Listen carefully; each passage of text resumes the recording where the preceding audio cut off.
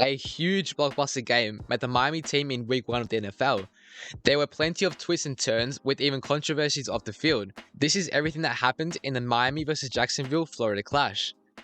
Miami elected to start on offense, with this Miami offense coming off a 2023 season where they were ranked number 1 in the league. What we saw at the start of the first possession was anything but that, with only the running game of Miami getting them any yardage. Tua really struggled at the beginning of the game, with overthrown passes intended for number 1 player by voters, Tyreek Hill. This can be down to just a first round and lack of real game practice, but it would be easier to justify if it wasn't for Jacksonville's Trevor Lawrence making a few great passes to lead the team to a 14-0 start over Miami. The Jaguars acquired star wide receiver from the Bills, Gabe Davis, whose rookie contract had just finished and was picked up in a free agency for a sum that can amount to up to $50 million when including performance bonuses. Speaking of receivers, the Dolphins tight end Durham Smythe cannot be excused from some of the blame.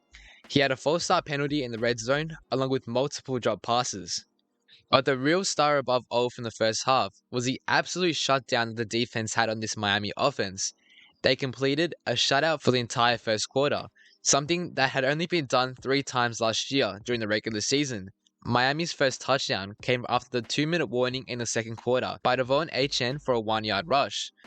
We entered the second half with the home team down by 10, 17-7, with that Achane touchdown being the only one for the entire first half, a rarity for this high-ranked and explosive offense.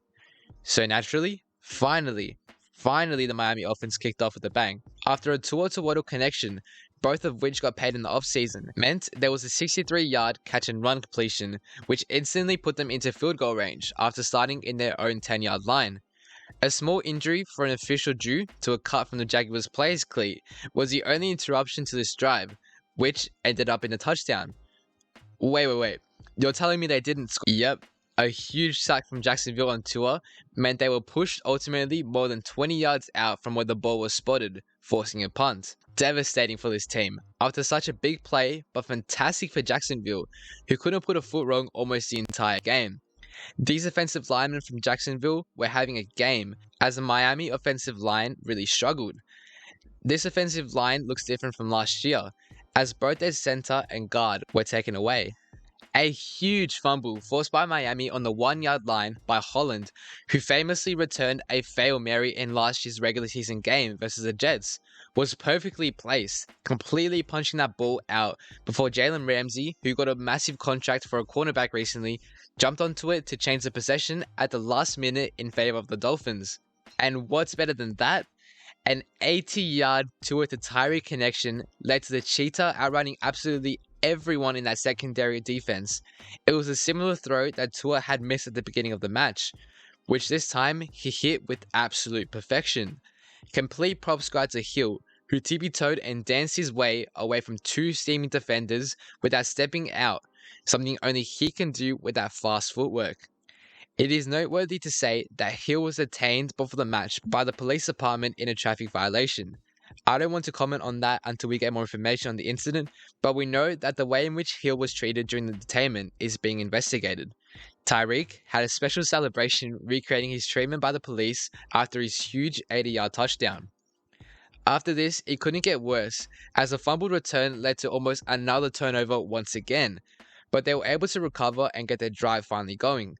It was important for Jacksonville to calm down and get a drive going after such a successful start to the game in the first half. But that was the last thing they did, as they went with a 4th down and completely failed to convert it, as Etienne Jr., running back, ran straight into a brick wall and was stopped after a good attempt to get the ball moving. Good field position at the start of the 4th is what met the Dolphins, who had to settle for a field goal to tie the game. Nope, Jason Sanders, the kicker from Miami, completely missed the field goal after a terrible hit from the wrong part of his boot, leading to the ball flying wide left.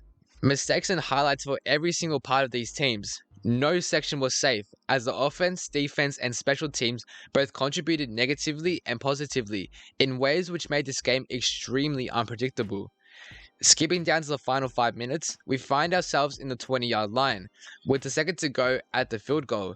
This time, Sanders makes up for his mistake by hitting it straight down the middle and leading to 10 unanswered points by Miami. Now, Trevor Lawrence got the ball with 4 minutes remaining, as they aimed to run the clock down and get at least a field goal to win it. So, let's run through the possession.